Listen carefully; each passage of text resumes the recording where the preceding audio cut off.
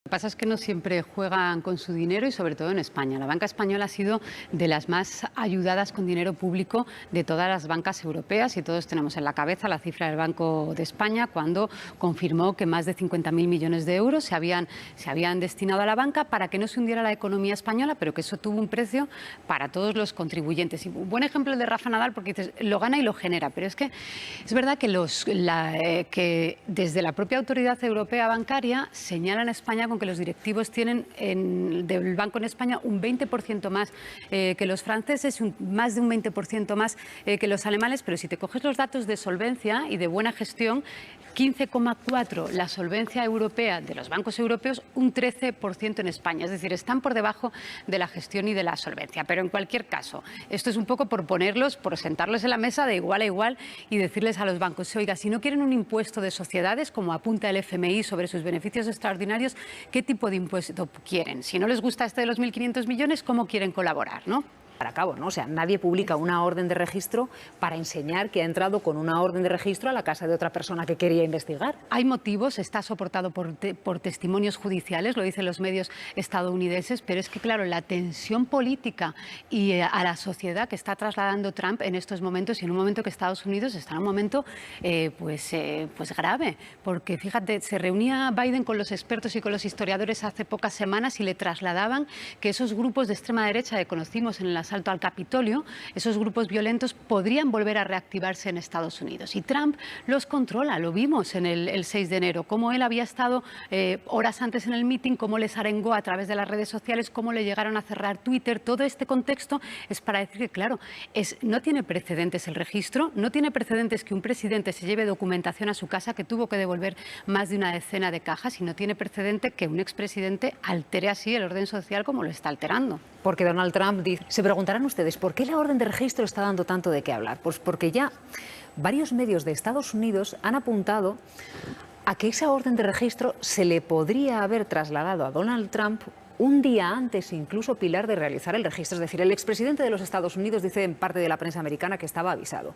Pero sí es cierto que si estaba avisado, no se comprende lo que apunta Vicente, que es que el registro fuese de noche, a no ser que se hiciese con una premura para evitar que alguien se deshiciese de ese material sensible, porque también es cierto que hay una periodista, Pilar, que acusa a Trump de deshacerse de documentos tirándolos por el inodoro. Y que ha incluido esas fotos inéditas en un libro que va a publicar, y que esas fotos las ha conseguido por una buena fuente, antes incluso del registro de Donald Trump. Lo que dicen los medios americanos es que los abogados de Donald Trump sabían con horas de antelación que se iba a producir ese registro. Pero estamos hablando de una investigación absolutamente secreta, que se está haciendo ahora pública la orden de entrada por la excepcionalidad del caso, pero que estará absolutamente avalada. Y mencionabas claro, si hay un testigo protegido, vamos a llamar al topo, imaginemos testigo protegido que está dando información al FBI. Imaginaros la paranoia de Trump, porque estaba buscando la cifra durante su mandato, también récord histórico, 40 ceses de su equipo más cercano. Todos nos acordamos de cuando iba cesando a un cargo detrás de otro porque sospechaba que no estaban con él. Imaginemos ahora que piense que tiene a un topo en su entorno. Sustituto, pero Boris Johnson, sí, vuelve a la actualidad Boris Johnson, parece que ya apunta a un nuevo objetivo, dirán ustedes. ¿Cuál? La Secretaría General de la OTAN. ¿Cómo lo oyen? Bueno, al menos esa es la iniciativa que están impulsando varios diputados del Partido Conservador británico, de su partido. A ver, así de entrada la información, Vicente, ha resultado un poquitito chocante, porque decíamos, pues si Boris Johnson está en horas bajas, teóricamente, encargándose de una transición en su propio partido, ¿cómo es posible que ahora se le esté impulsando para que lidere la Secretaría General de la OTAN? Yo creo que es kafkiano, ¿no?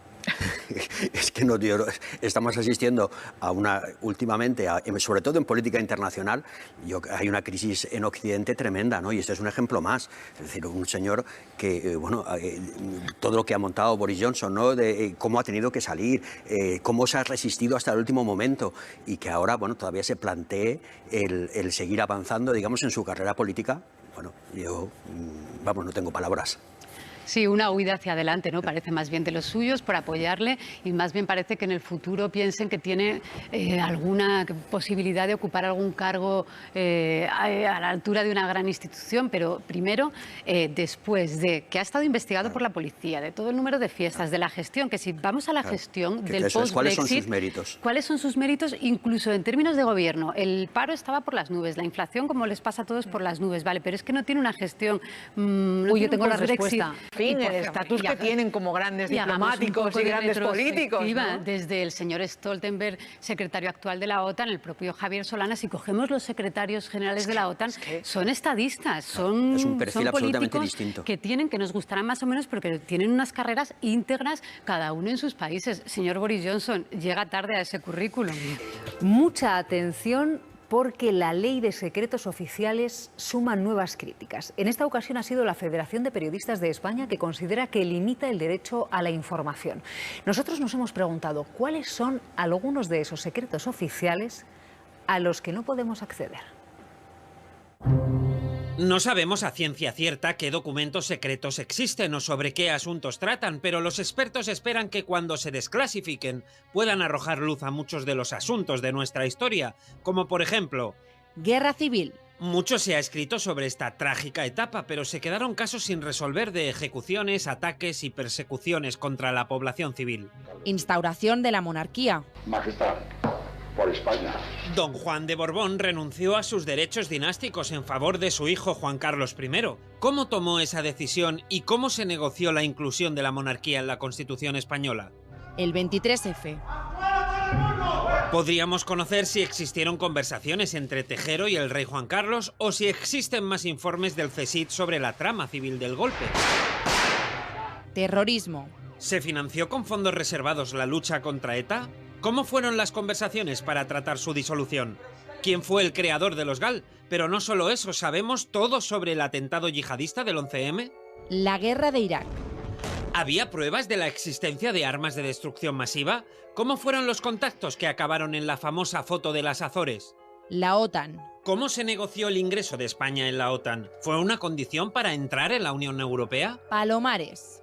¿Qué detalles quedan por saber del accidente nuclear más grave de España? La radiactividad de las 4 bombas que cayeron aún sigue contaminando el suelo de Palomares. Incógnitas de nuestra historia que podrían ser resueltas pronto. Carlos Sainz es profesor de Historia Contemporánea de la Universidad Complutense de Madrid. Carlos, muy buenos días. Buenos días. ¿Por qué no estamos preparados para conocer ciertos tipos de secretos? Bueno, en mi opinión estamos preparados para conocer muchos secretos o mucha información que hoy en día está clasificada. Hay una parte de la información sobre el pasado de España que obviamente sigue clasificada porque se considera que su revelación perjudicaría la seguridad o la defensa del Estado, así como algunos intereses fundamentales también del propio Estado. Pilar, adelante. Voy a preguntar, 45 años ha estado esto en el cajón, sale ahora, 7 días para enmiendas, que es lo que han dado, del 3 al 12 de agosto, parecen pocos días, pero le quería preguntar un par de cuestiones. Uno, comparado con Europa, ¿cómo está esta ley, esta propuesta que se hace de ley de secretos oficiales? Si censura más o menos, que es lo que está señalando la FAPE, por ejemplo. Y la última cuestión, el derecho a la información, que también está recogido en la Constitución, artículo 20, ¿no estaría por encima de lo que es la información clasificada? Bueno, respecto a si es una propuesta del anteproyecto de ley de información clasificada comparable a la situación que se da en otros países europeos, en algunos aspectos el anteproyecto de ley efectivamente homologaría la situación española a la de la mayoría de países miembros de la Unión Europea y la OTAN. Por ejemplo, se asumen o se introducen 4 categorías de clasificación y otros elementos homologables. Lo que falta en el anteproyecto de ley son garantías que sí existen en otras democracias europeas o en Estados Unidos que permitan y protejan el derecho de los ciudadanos a acceder a documentación clasificada. Faltan elementos para pedir la desclasificación de documentos por parte de periodistas, historiadores o investigadores. Faltan una serie de instrumentos que sí existen en otros países y que no se han contemplado en esta ley, que permitan desclasificar documentación para la investigación de vulneraciones de los derechos humanos, por ejemplo. e impidan que el gobierno pueda clasificar documentación que afecte o que encubra delitos, fraudes o elementos de corrupción. Es decir, tenemos una ley en parte homologable a leyes europeas, en parte excesivamente desequilibrada a favor del secreto, sin los suficientes instrumentos para dar el acceso o garantizar el acceso a la información. Respecto a la segunda pregunta, el derecho de comunicar, recibir, transmitir información veraz está efectivamente recogido en la Constitución. Por eso sería deseable que una ley que regula este derecho fuera una ley orgánica, tramitada no de esta forma urgente, tramitada y aprobada con mayoría absoluta en el Parlamento, y no una ley ordinaria con ese trámite de urgencia en el cual se ha omitido unos plazos suficientemente amplios para la consulta a otros partidos políticos, a ONGs, a asociaciones profesionales, en pleno mes de agosto, con unas prisas que no parecen justificadas después de 45 años. Es así rápido y aceptas las condiciones, pero sobre todo la dirección que decía el experto es verdad que es lo más vulnerable, ¿no? Incluso que el teléfono, y en un momento que se han disparado la pérdida de maletas que se quedan varadas en los aeropuertos, que no es un fenómeno de España, que pasa en Europa, pasa en Estados Unidos, Latinoamérica, o sea que el consejo es muy bueno precisamente para este momento vacacional de colapso en los aeropuertos, y que es muy probable, hay muchas posibilidades de que tu maleta se pueda quedar claro, 1 o 2 días perdida por ahí con tus datos. Iñaki, gracias.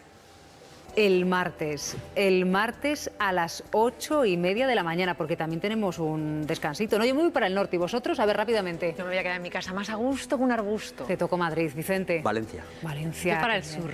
Yo para el sur, Huelva. Pues vamos a tener un tiempazo terrible. Vamos a tener un tiempo terrible. Ahora sí, vamos a salir ya corriendo. Volvemos el martes a las 8:30 de la mañana. Feliz fin de semana.